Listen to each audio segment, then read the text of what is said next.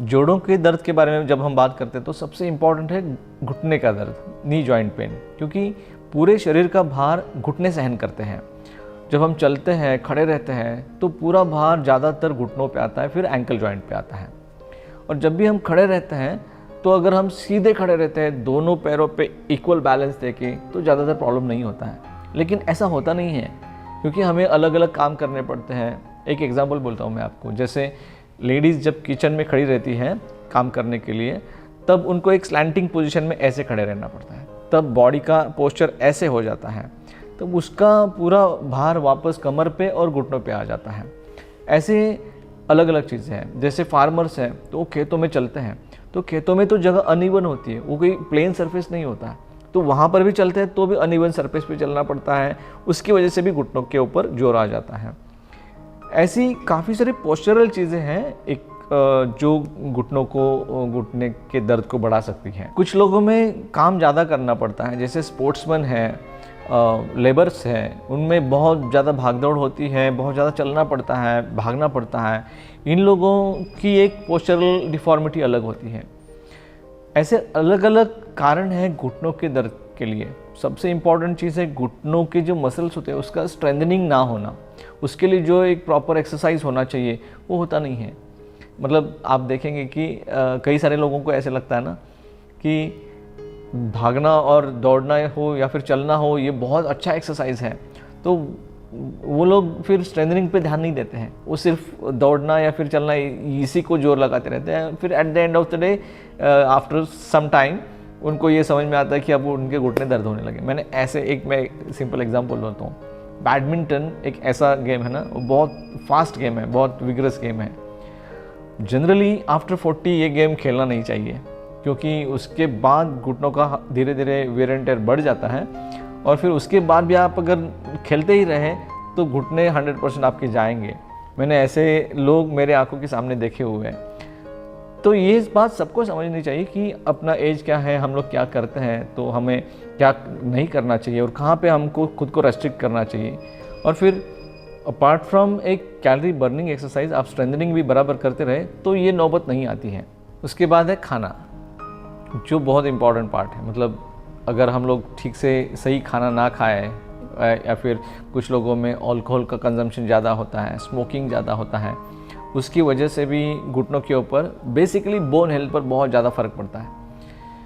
फिर एक important part ये है कि कुछ लोगों को कंटिन्यूसली एसी में बैठना पड़ता है। आयुर्वेद के हिसाब से एक शीत वायु जो होती है, मतलब ठंडी हवा जो होती है, वो वात को बढ़ाती है और उसकी वजह से कोई भी प्रकार की दर्द शुरू होने लगते हैं। और इसका अगर परिणाम, उस बात का परिणाम अगर अपने घुटनों पे होने लगता है तो डेफिनेटली घुटनों का दर्द शुरू हो जाता है और एक ऑस्टियोआर्थराइटिस की तरफ चला जाता है। ये तो हम लोग बात कर रहे हैं दो प्रकार के घुटनों के दर्द के बारे में। एक इम्पॉर्टेंट टाइप है ऑस्टियोआर्थराइटिस, जिसको कहते हैं, मतलब आयुर्वेद में उसको संधिगत वात कहते हैं, जिसमें घुटने जो है वो घिस जाते हैं, उसमें घिसाव पैदा हो जाता है, उसमें डीजनरेशन होता है। दूसरा प्रकार है वो है इन्फ्लेमेटरी जॉइंट डिसीज़ का, जिसमें शरीर की गर्मी बढ़ जाती है, खून की गर्मी बढ़ती है और जॉइंट में एक प्रकार का जैसे लालिमा पैदा हो जाती है अंदर से। और ये जो चीज़ है वो एक, मतलब जिसको हम रिएक्टिव आर्थराइटिस कहते हैं। सो ये दो इम्पॉर्टेंट टाइप है जॉइंट डिसीज़ से रिलेटेड। पहले हम बात करते हैं डीजनरेटिव आर्थराइटिस के बारे में, जिसमें हड्डियों का घिसाव पैदा हो जाता है। उसके पहले हम ये जानते हैं कि जॉइंट होता कैसे है, मतलब नी जॉइंट होता कैसे है। तो नी जॉइंट जब बनता है, कोई भी जॉइंट जो बनता है, तो एक तो आपको पता है कि उसमें सबसे इम्पॉर्टेंट पार्ट होता है वो है हड्डी, बराबर। उसके बाद होते हैं उसके आजू बाजू वाले मसल्स, उसको पकड़ के रखने वाले लिगामेंट्स होते हैं, जो रबर जैसा जिसका एक खिंचाव होता है, खींचतान कर सकता है। और एक इम्पॉर्टेंट चीज़ है, उसका एक कवरिंग रहता है ताकि उसको एक कैप्सूल में पकड़े रहे, उसको कहते हैं साइनोवियल मेम्ब्रेन। और फिर उसके अंदर एक साइनोवियल फ्लूइड रहता है, मतलब एक लुब्रिकेंट रहता है, एक जिसको चिकनापन दे दे और एक लुब्रिकेशन पैदा करे, ताकि अंदरूनी जो हड्डियां हैं एक दूसरे के ऊपर घिसे ना। अब दो जब हड्डियां हैं, जैसे इससे जॉइंट बन रहा है, तो इसके बीच में थोड़ा तो अंतर रहना चाहिए। तभी वो ईज़िली काम कर पाएंगे। लेकिन अगर उसके बीच में अंतर ही ना हो, एक दूसरे के ऊपर टिक गए, तो वो काम बेंड कैसे होंगे? नहीं होंगे। और होंगे भी तो वो एक दूसरे के ऊपर घिसने लगेंगे, और घिसने के बाद वहाँ पे जो कार्टिलेज होता है वो फटेगा। ये चीज़ पैदा होती है ऑस्टियोआर्थराइटिस, मतलब जिसमें घिसाव पैदा हो जाता है, जिसमें डीजनरेशन होता है।